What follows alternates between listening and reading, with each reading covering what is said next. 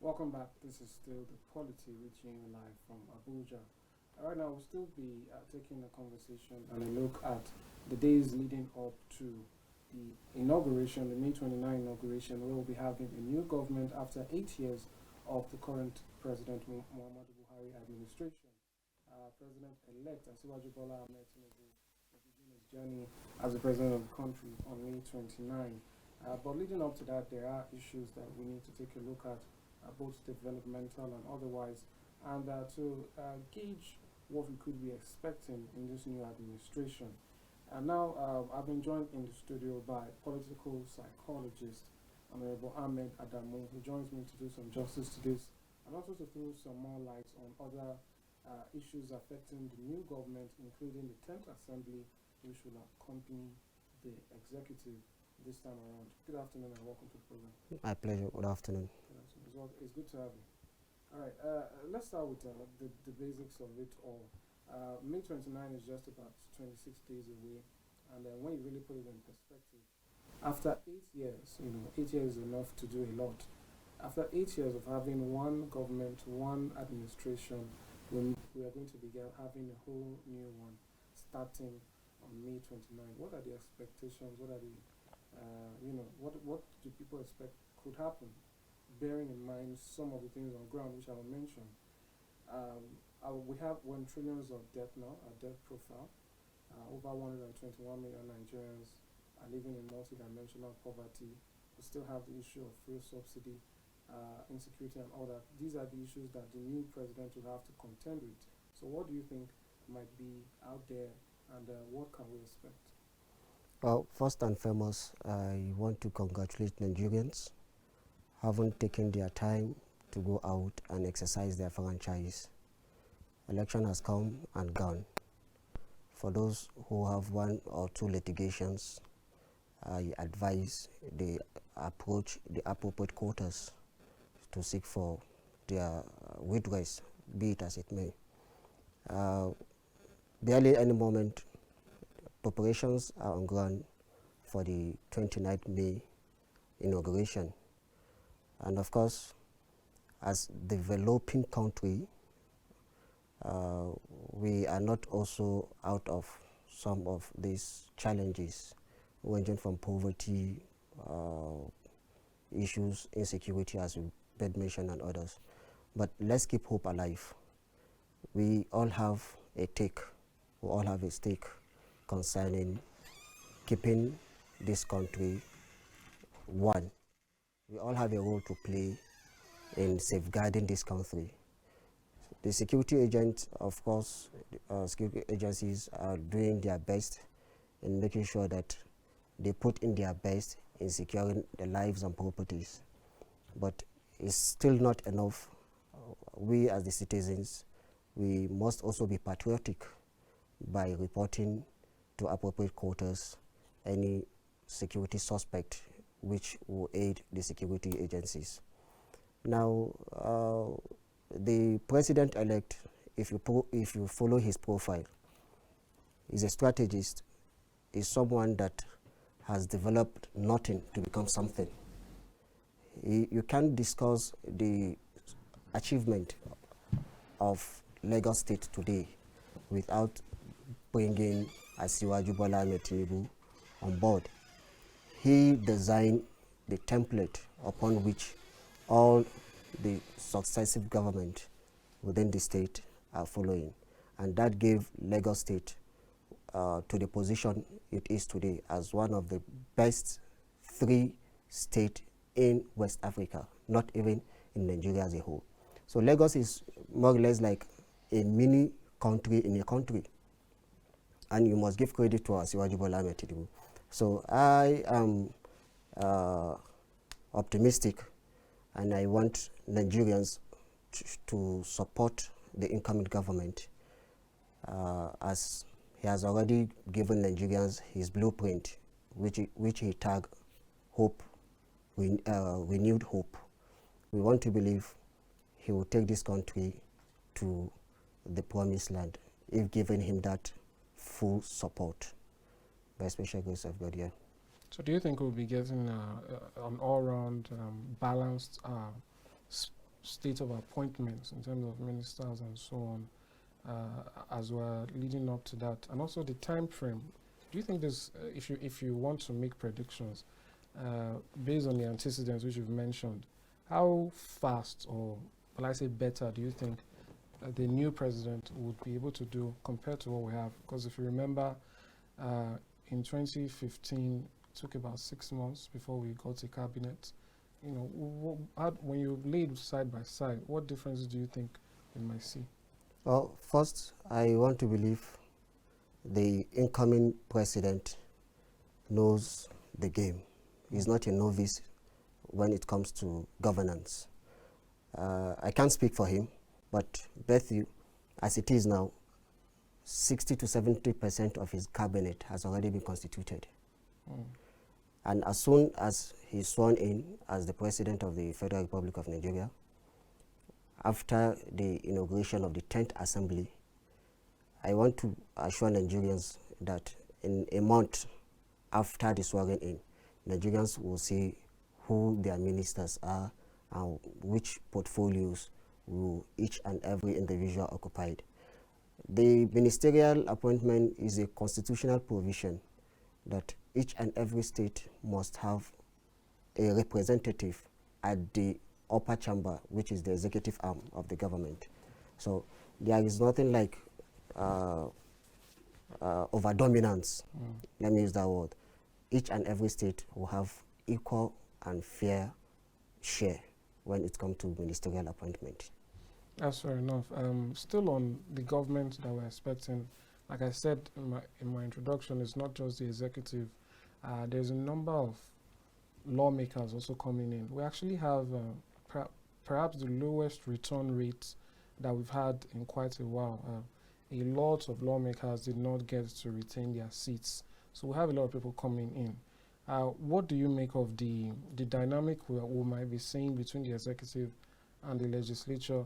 And also, you know, what are your expectations as to leadership across the Senate and the House of Reps? Well,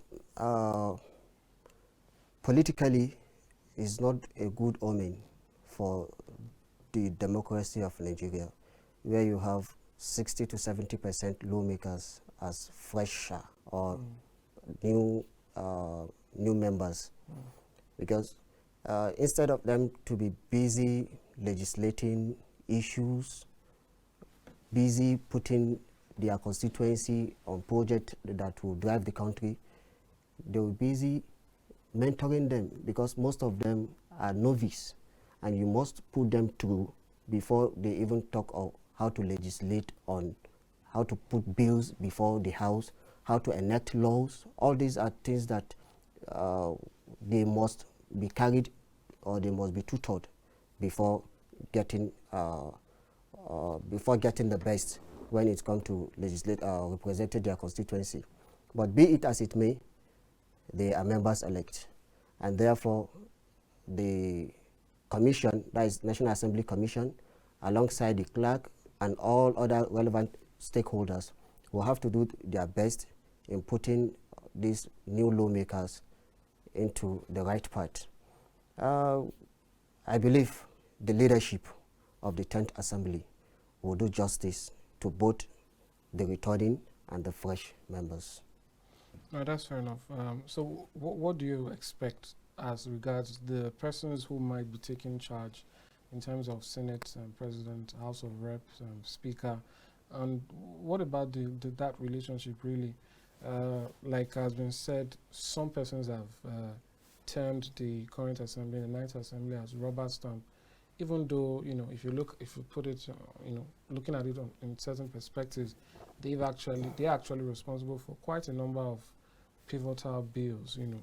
But people always looked at the relationship they had with the executive, and they felt it had this manner of a boss and a worker, you know, that the executive, or pardon me, the legislature always had to acquiesce to the demands of the executive, no matter give or take. What do you expect this time around, especially now that you've pointed out that we're going to be having some quote-unquote novices? So do you see this 10th Assembly being able to stand their ground when necessary? To start with, I have been an advocate of national cohesion, national unity. It is when we have peace that you can even legislate or you can even govern a country. Let's take example of the Sudan, the current situation happening in Sudan. Any country that is mad with injustice, then that will be like a threat or the beginning of injustice. So justice must pave the way for development to stride. And therefore, the National Assembly, of course, there must be that synergy. There must be that relationship between the legislative arm and the executive arm, no matter what. Because it's just like husband and wife. When there is no peace within the two heads, then the children and by extension, all other lineages will suffer it. So the same thing at the polity of the executive and the judicial, executive and legislative arm. There must be that synergy and cooperation between themselves. And like you said, this tight assembly have done a lot and complement of what? Unity. So the same thing in the 10th assembly. The arm, the leadership of the 10th assembly must be such that we understand the interflows within the executive and the legislative arm, so that. But when it calls for it, do you think they should also be able to say no? Of course. There are constitutional destiny that gave birth to the executive and judicial. Everyone has a role to play. As the executive, of course, you come up with issues, but the legislative arm will be the one to enact.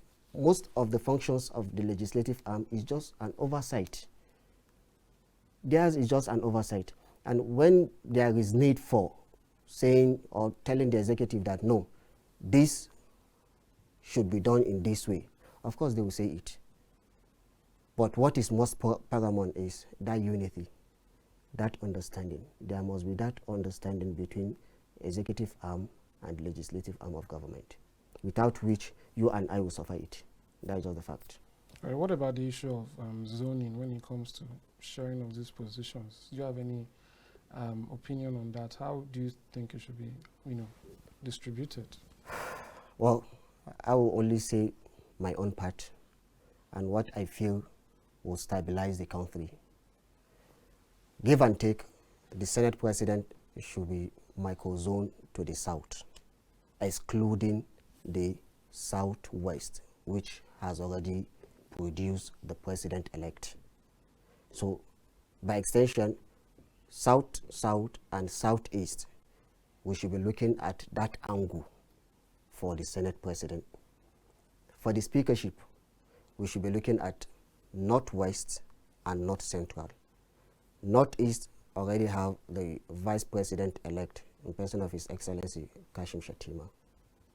Now, if we are to go by the role each state or each zone played towards bringing this incoming government to power, then the best bet and the best place the speakership should be zoned to is North Central. Reason being that there are 6 states in the North Central zone: Niger, Plateau, Benue, and other states.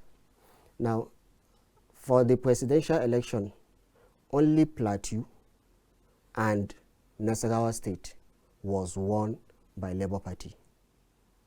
The remaining 4 states, Niger, Benue, Niger, Benue, Kwara, and the other state, 4, I know, all voted for APC in mass. Now, as it is now, even the gubernatorial elections, of all the zones, only Plateau today produced governor that is from PDP extraction. The remaining 5 states are all APC, which there is no any zone outside the North Central that does not have 2 or 3 states that are not under APC. So by extension, North Central have paid their dues, and they are not, if they are to give them a speaker, I don't think they are demanding much. That is for my own take. All things being equal. Of course, we have a lot of positions. The Deputy Senate President is there, Deputy Speaker is there, House Leader, Senate Leader, Chief Whip. There are principal offices per se. There are a lot of principal offices that can be micro-zoned to various states for fairness and equity. Well, this is really interesting. I believe this is the first way I've seen it broken down by someone. But some persons from the Northwest argue that even though, as you said, majority of the North Central was won by the party, that the Northwest actually provided the most votes for Asiwaju Bola Ahmed Tinubu. The most vote. Now, there are indices that will lead to that, and one of the indices is population. Don't forget, Kano alone can swallow 2 states in Nigeria. That is to say, now, if you have 1 million, for example, and you dash someone, let's say, 500,000, and I have just 1,000, and I dash out 800,000. Come on, I am more of charity than you, because considering the little I have, I was able to give more than 80% of what I have. Now, you have more than me, but you cannot even give 50% of what you have. So, Kano State, of course, and the Northwest by extension, gave Tinubu the largest vote. But don't forget, it is because of the population. If the population would have been equal with the North Central would have performed much better than what the Northwest did. Katsina State was won by PDP. Kano State was won by NNPP. Kaduna was won by PDP. That is at the presidential election.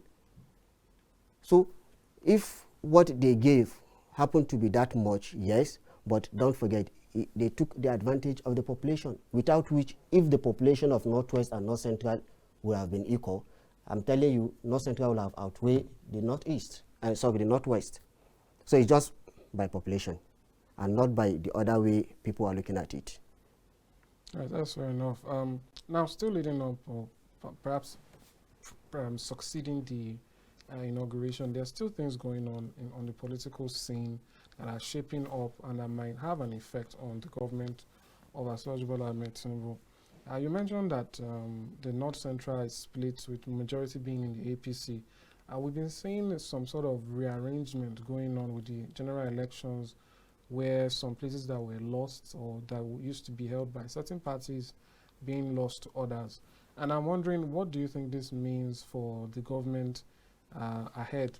Interestingly, when the president-elect is brought up and his time as a governor, one of the things that is always mentioned is that he was one of those who, withstood the president because he was in opposition as a governor, and the center was not with him, and yet he was able to perform.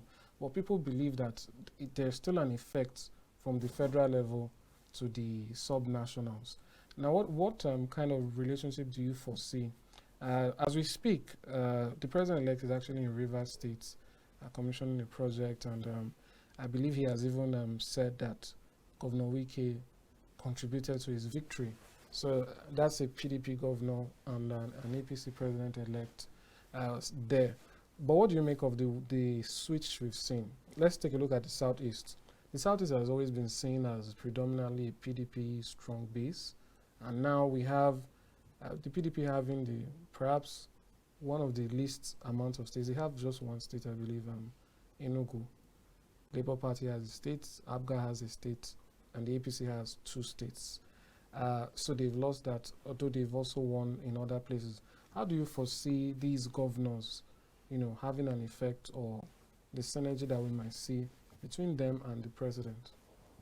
Well, whoever knows His Excellency Asiwaju Bola Ahmed Tinubu knows that he is a man of character, a man who believes too much in democracy, because it is that same processes of democracy that brought him to where he is today. And therefore, irrespective of the political party you belong to as a governor, what is due for you will be given to you and as at when due. Wike, of course, His Excellency, the Governor of Rivers State, has made his position known even before now that presidency should move to South. He wasn't being specific. All he was interested in then was presidency to move to South. And that was why he supported that angle, because that is his firm belief for justice and fairness. After ruling for 8 years the North, it is the time for the South. And he made his position known. Now, even in the South, there are contenders. The Labour Party produced a candidate in person of His Excellency Peter Obi. APC produced His Excellency Asiwaju. But again, as politicians, you weigh the candidates that each political party presented before its electorate. And left to him, he decided to choose Asiwaju, knowing fully that all indices has shown that he will be the one to emerge, knowing fully who he is, his past antecedents, and the structure on ground. Now, whether you belong to APC or not, Asiwaju Bola Ahmed Tinubu will work with all relevant stakeholders. It is for the betterment of all of us as a whole. That is just the truth. All right, that's fair enough. Some persons, however, argue that they might accept the government, but they do not have to pray for the government because they are paying taxes. But, that aside, we're gradually entering the phase where I think reality is starting to dawn on people that let's make the best of what we can of this government. But what do you make of the worries that we might not get, what you've described so far, that we might not get those things because of the issue of age, and we might see a government by proxy where, like, taking into account, or let me give an example of the Chatham House event where the president delegated questions, and people say, isn't that a microcosm of what's going to be happening in Nigeria, where he selects certain people and says, go on, and he might not really have that direct impact. So what do you make about people who have that worry? Okay, now let me ask you a question. If today you are heading a battalion, or you are the GOC of a barrack, if there is a war out there and you are asked to, as the GOC, you are asked to mobilize men to counter what is happening there, is of two ways. You can either select the best lieutenants that you know you can go to bed with your eyes closed, knowing fully that they are your best army and they will do the job you've asked them. You must not necessarily be with them. If you so wish, you can also partake in the war front. Now, what Asiwaju did was the best left to me. The best in the sense that government is not run by a single individual. Governance is run by collective, by individuals, not individual. Now, what he presented to Nigerians then was, come on, Nigerians, you've accused me of age, you've accused me of many things. Now, this is just a litmus test of how my administration will look like. And thereby, you answer this question. Each and every one of the entourage with him then, we are given questions related to their discipline. So to say, as the president, I am just one among equal, and therefore I can assign a responsibility knowing fully that I will get the result extremely well, and therefore there is no point me answering some of those questions. But there is a fear, or this fear arises from what we've seen to an extent from this government, where sometimes the president is speaking and he says, I was not aware, and he says he didn't know certain things were happening, and people are saying that it might not be too difficult to get away with such under a Tinubu presidency, not because of who he is, but because of that age where he just can't, keep up as much. And they cite, instances where he had to, take a long break to the UK and so on and so forth.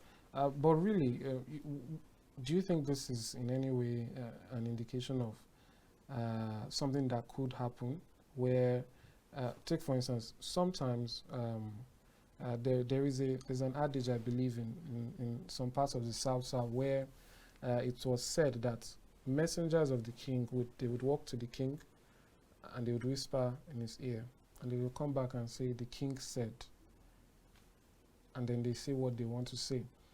Do you think we could encounter that? Absolutely no, for two reasons. His Excellency Muhammadu Buhari is who he is. His Excellency Asiwaju Bola Ahmed Tinubu is who he is. Everyone has its own strength and weaknesses as far as human being is concerned, which we all have. There is no two ways about it. We are all human.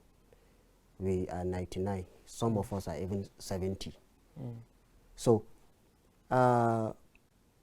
what transpired in this government may likely be different with what is coming on board. Why? Because this is a different set of human beings who have put in their best. Left to them, they have put in their best in what we saw.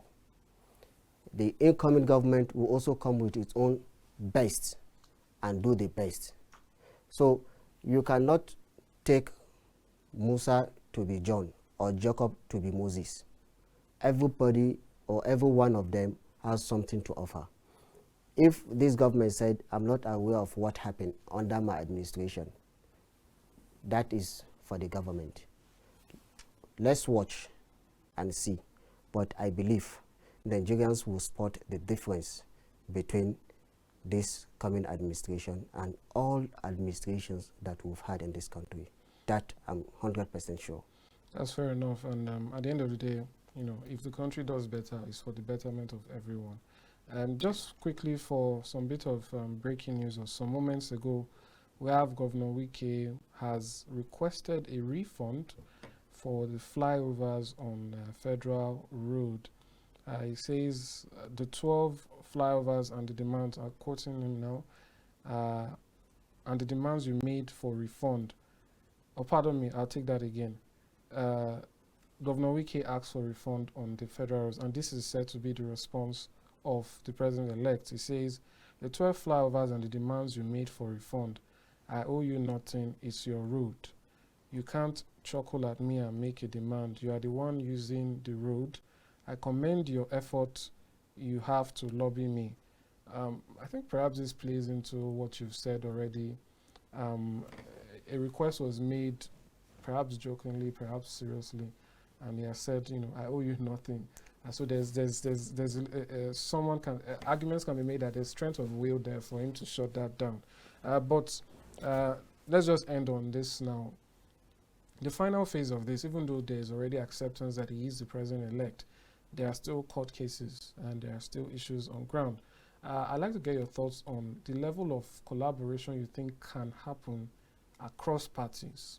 I'm talking about the candidates who emerged. You spoke about the Renewed Hope manifesto. We saw that there were manifestos during this election, some perhaps who even were close to what the president-elect wants to do, and some who had interesting ideas.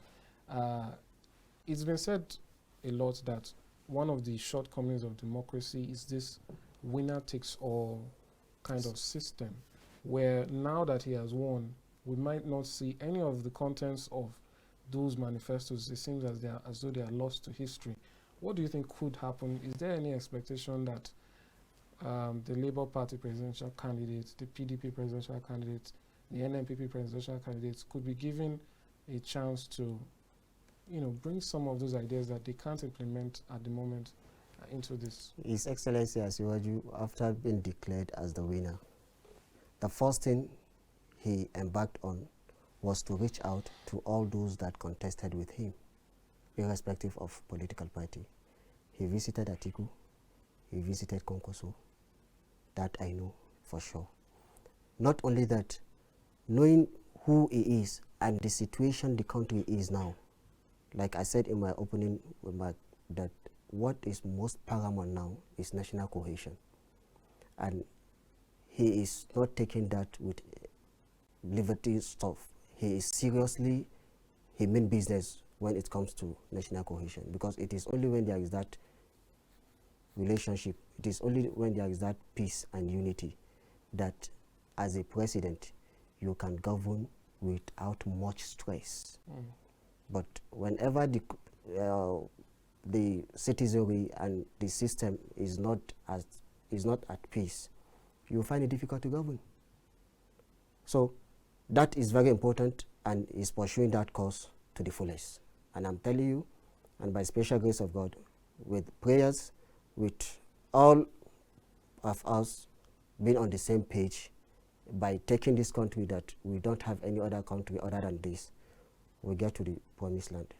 Thank you so much, Honorable Ahmed, for coming.